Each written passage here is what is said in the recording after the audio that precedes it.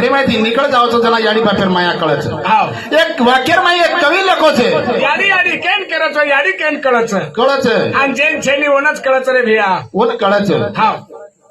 मराठी माई असे वाक्य लख म्हणू एक संत को आई माझी हो मायेचा सागर दिला तिने जीवनाचा आकार काय को आई माझी मायेचा सागर दिला तिने जीवनाचा आधार तळप त्यावोनात जर चारानात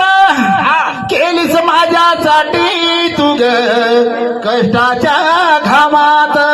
वा कधी मळेल मुठभर घास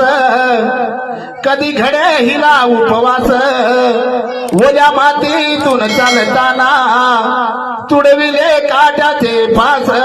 आई माझी